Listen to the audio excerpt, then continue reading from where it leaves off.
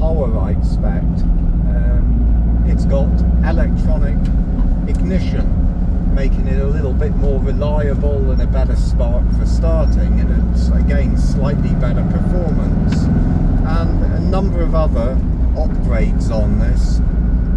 We've also done a lot of maintenance to the car, and we've looked after it for several years for the client who's been using it as on a regular basis, and that is a key, is that these cars benefit from regular use, and this one shows it everywhere. You know, every